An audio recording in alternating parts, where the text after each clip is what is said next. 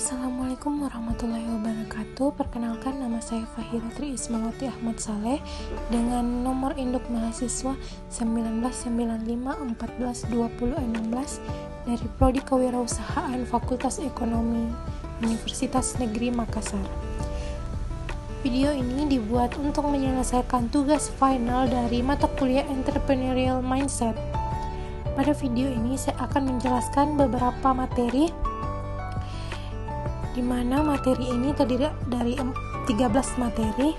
Untuk mempersingkat video, langsung saja pada materi yang pertama ada the basic concept of the entrepreneurship mindset. Apa itu entrepreneurship mindset? Definisi mindset entrepreneur adalah kerangka berpikir seseorang yang berorientasikan entrepreneurial, lebih memilih untuk menjalani ketidakpastian daripada menghindarinya, melihat segala sesuatu lebih sederhana daripada orang lain, dan mau belajar yang beresiko. Selanjutnya, yang kedua, the entrepreneurial process. Proses entrepreneurship diawali dengan suatu aksioma, yaitu adanya tantangan. Dari tantangan kemudian timbul gagasan, kemauan dan dorongan untuk berinisiatif, yang tidak lain adalah berpikir kreatif dan bertindak inovatif. Tahapan entrepreneurship pada seseorang adalah sebagai berikut. Yang pertama ada tahap memulai, kemudian tahap melaksanakan usaha, kemudian tahap mempertahankan usaha, dan yang terakhir tahap mengembangkan usaha. Kemudian materi yang ketiga ada the opportunity. Apa itu the opportunity atau yang biasa disebut peluang? Opportunities atau peluang adalah segala sesuatu atau kondisi yang dapat memberikan kita kesempatan untuk berkembang atau berubah menjadi yang lebih baik. Misalnya, ada seorang pebisnis memiliki usaha berjualan keripik singkong pedas secara online. Analisis opportunities untuk bisnis tersebut kira-kira seperti ini. Bisa berjualan di media sosial dan platform jualan online secara gratis. Banyak kenalan yang bisa membantu promosi keripik. Kemudian materi selanjutnya ada ecopreneurship. Ecopreneurship adalah konsep kewirausahaan yang tidak hanya berorientasi terhadap profit saja, melainkan juga peduli terhadap aspek-aspek lainnya, terutama aspek lingkungan. Oleh karena itu, ecopreneurship adalah kegiatan bisnis yang berbasis lingkungan. Ecopreneur memperhatikan aspek lingkungan dan berhati-hati mengenai dampak dari operasi bisnisnya. Selain itu, tujuan dari ecopreneurship juga adalah membangun bisnis minim limbah yang berkelanjutan untuk waktu yang lama. Materi selanjutnya ada sociopreneurship. Apa itu sociopreneurship? Sociopreneur adalah seseorang yang mendirikan usaha dengan tujuan hasil usahanya akan digunakan untuk kegiatan sosial bersama. Mengapa sociopreneur perlu dikembangkan? Karena yang pertama, social entrepreneurship dapat mengatasi berbagai masalah seperti kemiskinan, kebodohan, dan keterbelakangan. Kemudian dapat meningkatkan kesempatan kerja di masyarakat, menjadikan masyarakat Indonesia lebih produktif, serta menghilangkan kesenjangan sosial. Materi selanjutnya ada ecopreneurship presentation. Ecopreneur adalah wirausaha yang peduli dengan masalah lingkungan atau kelestarian lingkungan. Dengan demikian, dalam menjalankan kegiatan usahanya, mereka juga selalu memperhatikan daya dukung lingkungan dan berusaha meminimalisasikan dampak kegiatannya terhadap lingkungan. Ecopreneurship menyangkut 3 dimensi penting, yaitu masyarakat dan sosial, ekonomi dan ekologi atau lingkungan.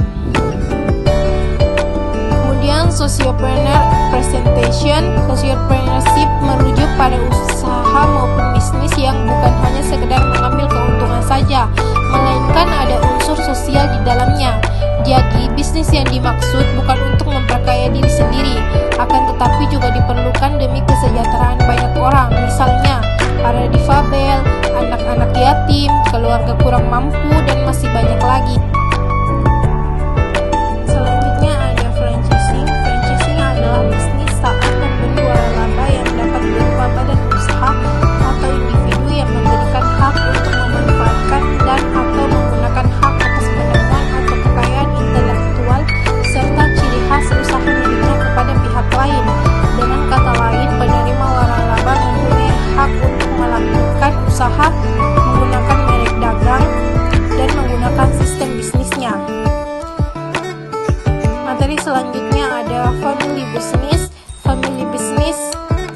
Bisnis keluarga merupakan salah satu bentuk bisnis yang melibatkan sebagian anggota keluarga di dalam kepemilikan atau operasi bisnis.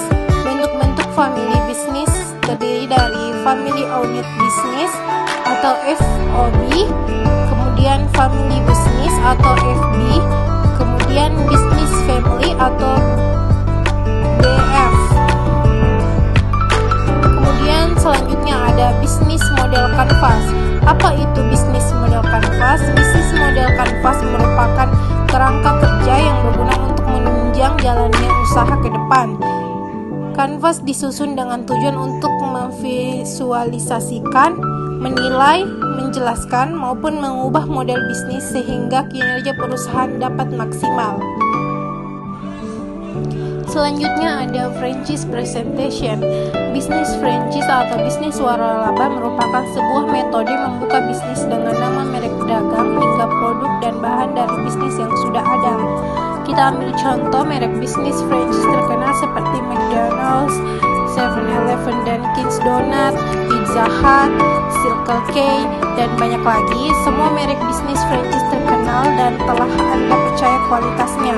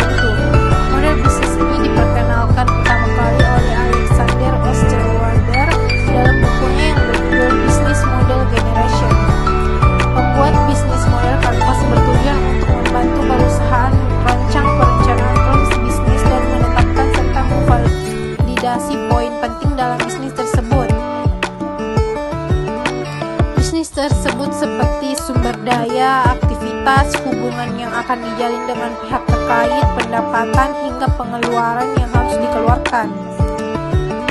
Demikian presentasi saya. Semoga penonton dapat memahami dari video ini. Lebih dan kurang